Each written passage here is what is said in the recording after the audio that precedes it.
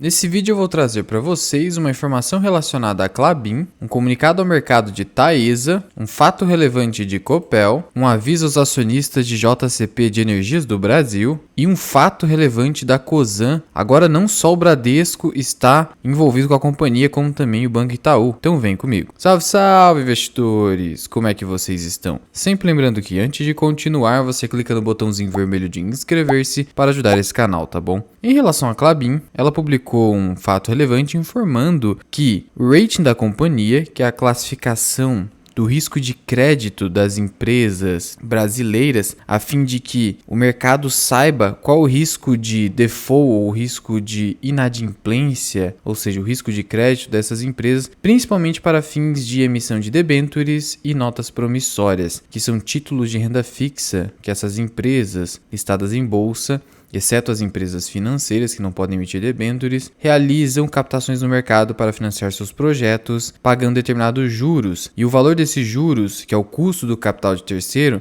é determinado pelo rating. Então, quanto melhor o rating das empresas, em escala nacional e em escala global, menor será o juro que ela terá que remunerar, menor será o prêmio que ela deverá oferecer ao mercado e aos investidores para suas finalidades, que é a captação para alavancar os seus projetos empresariais. E no caso da Klabin, a Moody's, que é uma das melhores agências de classificação de risco do mundo, reafirmou o rating em escala global da companhia Ba1. Esse aqui é um rating satisfatório. E por que as empresas brasileiras têm rating B? Isso ocorre porque o Brasil é considerado um país arriscado mundialmente. É por isso que a escala global é B, mas em escala nacional é A, classificação A, ou seja, Klabin tem baixíssimo risco de crédito. Klabin esta, cujas ações ordinárias que eu detenho na minha carteira, estão negociadas aqui pouco abaixo dos R$4, só volto eventualmente a aportar em Klabin abaixo dos R$3,80, R$3,70. Já que há outras oportunidades hoje que eu venho aportando, nesse ano eu cessei com os aportes para não ter dificuldades na hora de declaração do imposto de renda. Eu também não faria mais nenhuma compra se fosse você, aguardaria para o próximo ano. Não é recomendação de investimento. Prosseguindo aqui em relação à Taesa, um comunicado ao mercado em que ela informa que o seu diretor financeiro e de relações com investidores, que é aquele diretor responsável pela área mais importante dentro de uma empresa listada em bolsa de valores, com relação a você acionista, a você investidor, que é o departamento de relações com investidores. E no caso, o Sr. Eric Breyer saiu da companhia.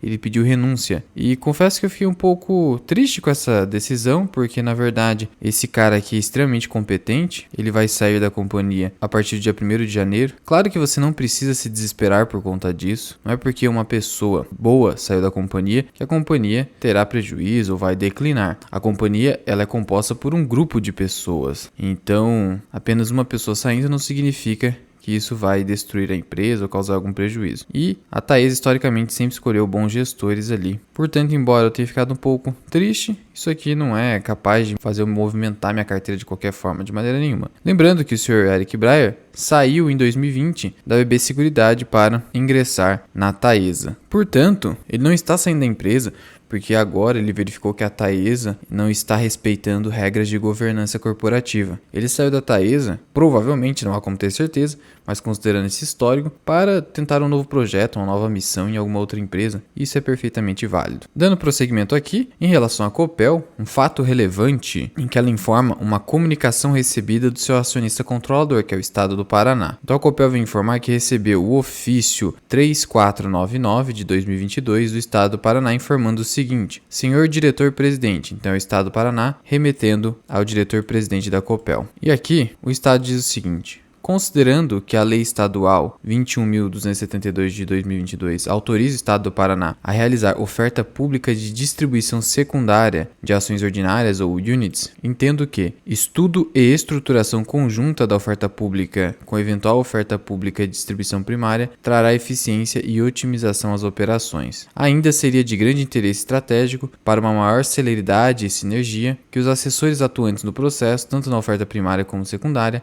sejam únicos, evitando-se a adoção de estratégias distintas e agregando maior economicidade ao procedimento. E nesse caso, o Estado deixou essa contratação de assessores para realizar essa oferta a cargo da Copel, sendo que a Copel será ressarcida de eventuais custos ali que ela tenha nessas contratações. Portanto, o Estado do Paraná é favorável, por exemplo, à realização da privatização em conjunto aqui com as renovações das principais usinas hidrelétricas que a Copel ali tem concessão, e a Copel vai realizar a contratação de assessores financeiros para essas ofertas, e aí o Estado do Paraná irá ressarcir os custos dessas contratações. Então está tudo correndo aqui como esperado, sem maiores problemas, denotando que lá no estado do Paraná a gestão estatal felizmente funciona, algo que é bastante raro. E em relação à Copel, fiquei aguardando ali as ações caírem abaixo de R$ 7,00, mas está bem difícil com essa privatização avançando sem maiores entraves. É difícil que a cotação venha a cair muito, já que em havendo privatização é certo que a cotação atual da Copel sofrerá ainda mais valorização, porque os investidores que forem comprar a grande participação de Copel pagarão um ágio bem superior a R$ 7,88 por ação, por exemplo, para a obtenção de uma participação relevante na Copel, que hoje está negociando com ágio já acima do valor patrimonial, algo que historicamente é raro, então a Copel não está exatamente barata, cada vez mais próxima do preço justo, por isso só compro abaixo dos R$ 7,00. Não é recomendação de investimento, sendo que, para mim, isso é reforçado pelo preço médio que eu ostento em Copel, com a posição que eu tenho relevante de 3.600 ações, eu tenho a 6,17, por isso não faz sentido ficar aumentando muito o preço médio a um preço que não está mais uma barganha. Além do que, a posição que eu tenho hoje já supera a minha gestão de risco em Copel, então só se justificaria eu violar parcialmente essa gestão de risco caso de fato o preço fosse muito bom, o que não é o caso atualmente na minha visão. E continuando aqui em relação a Energias do Brasil, ela publicou um aviso aos acionistas, muita gente já se perguntando se ela anunciaria algum provento, e ela veio e anunciou um juro sobre capital próprio da ordem de quase 652 milhões de reais, relativos a esse exercício social de 2022. Energias do Brasil bateu recorde de pagamento de proventos nesse ano, impressionante. Agora que a companhia se posicionou muito bem no setor de transmissão, ela está conseguindo ter mais previsibilidade de receitas e aí, consequentemente, está conseguindo pagar mais dividendos aos seus acionistas. E aqui significa 1,15 por ação, lembrando que a empresa tem apenas ações ordinárias em negociação na Bolsa de Valores. Ela é uma small cap, detém um valor de mercado aí de 12 bilhões de reais. Na área de membros do canal associado Mirai, irei montar uma carteira de small caps e provavelmente uma dessas empresas será a Energias do Brasil, a fim de representar uma companhia do setor elétrico, que eu considero bastante interessante. Não é recomendação de investimento, mas se você tiver o interesse de acompanhar a evolução dessa carteira só de small caps, te convido a se tornar membro do canal associado Mirai. Você pode cancelar a qualquer momento. E esse 1,15 aqui por ação da EDP, você precisa descontar 15% de imposto de renda, porque é juros sobre capital próprio. Então o que você faz numa conta bem simplificada? 1,15 você aplica uma taxa de 0,85, porque 15% é o imposto de renda. Então, na verdade, o valor líquido será de 97 centavos. Você pode arredondar para 98, tá? A data com desse provento já é o dia 2 de janeiro, a data ex dia 3 de janeiro, pagamento é só 31 de dezembro de 2023. Então isso aqui é um problema, tá? De qualquer forma, é um dividendo que eu considero muito interessante, mas só haverá o pagamento ao final de dezembro. Mas para ter direito ao provento, você já teria que garantir as ações no dia 2 de janeiro. Lembrando que, pela estratégia do dividendo inteligente, você precisa comprar a ação antes do anúncio para evitar eventual alta. Não significando, contudo, que de fato a EDP irá se valorizar por conta desse dividendo, já que ela já deu uma valorizada nos últimos 12 meses, voltando a negociar no valor patrimonial, ela tinha se valorizado ainda mais, mas é provável que, em havendo algum rally de alta aqui no Ibovespa, como tem acontecido nesses últimos dias, você de fato tenha perdido aí uma cotação mais interessante. Mas faz parte, nem por isso você vai deixar de se posicionar numa companhia que você já gostaria de ter se posicionado ou aumentado posição.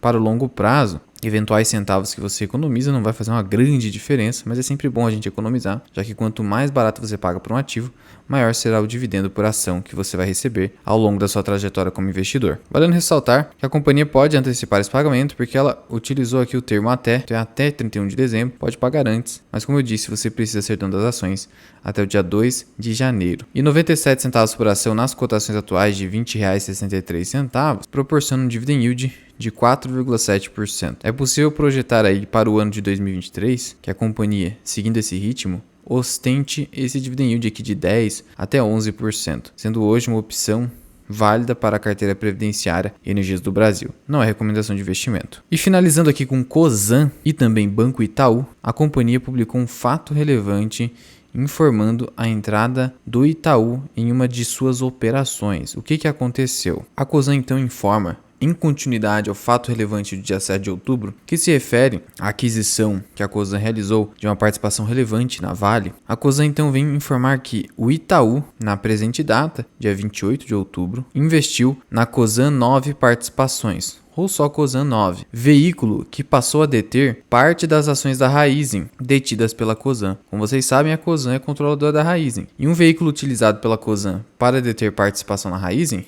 é a Cosan 9. E o Itaú acabou comprando uma participação da Cosan 9. O Itaú então subscreveu um montante total de 4,1 bilhões de reais em ações preferenciais, passando a deter 27% do capital social da Cosan 9. E olha só que interessante, o Bradesco, no dia 23 de dezembro, também subscreveu 4 bilhões de reais, algo muito próximo dessa subscrição do Itaú, mas na Cosan 10, não na Cosan 9. E a Cosan 10 detém participação na Compass. Então, enquanto o Bradesco está se posicionando no setor de gás natural, especificadamente, aqui o Itaú acabou optando especialmente por etanol. Mas no final das contas, os dois bancos se posicionaram no setor energético, só denotando que o setor de energia tende a se beneficiar nos próximos anos. Como eu já falei para vocês aqui no canal, quando eu falei sobre essa operação do Bradesco e Cosan, que eu vou estar deixando aqui no card. Mas é óbvio que essa similaridade de valores só denota que houve ali uma negociação entre todos esses players, mas eles ainda não se manifestaram publicamente nesse sentido, e talvez nem se manifestem, o que não seria muito transparente. Nós investidores gostaríamos de maiores detalhes sobre esta operação. E aí o Itaú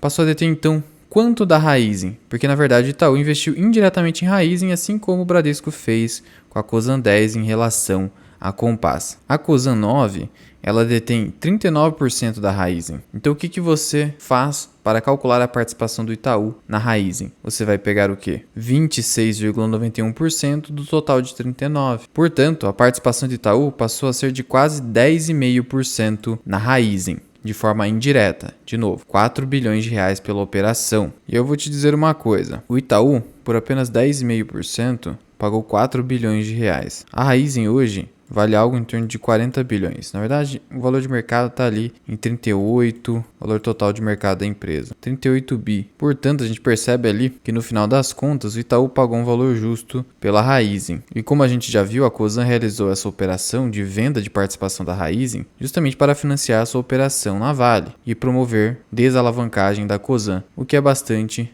salutar para a empresa, a fim de crescer de forma sustentável. Há quem entenda que essas operações do Itaú e do Bradesco simplesmente tiram o foco desses bancos na sua atividade financeira para investir em empresas de energia. Só que os bancos, esses bancões, eles não investem apenas no setor financeiro. Quando eles olham e encontram uma oportunidade, eles ingressam em outros negócios. Isso ocorreu historicamente com algumas empresas. A própria Itaúsa, que basicamente antes era o Itaú, hoje tem diversificado cada vez mais em outros negócios. Então não vejo isso como algo ruim. Só o tempo dirá, e como acionista a gente vai acompanhando os desdobramentos dessa decisão. Sendo que a Cosan está negociando ali acima dos R$17, com uma relação preço-valor patrimonial de 2 vezes. Não está cara, mas é uma companhia com maior risco, não vai pagar tanto dividendo por causa dessa operação na Vale. Mas é óbvio que, eventualmente, se Vale tiver excelentes resultados com dividendos fortes, a Cosan, além de se desalavancar, poderá eventualmente distribuir algum dividendo, mas não espere isso aí no curto prazo. Sendo que a Cosan é uma empresa que eu coloquei na carteira de oportunidade, estou tendo uma leve rentabilidade, já que meu preço é R$16,73. O Bradesco,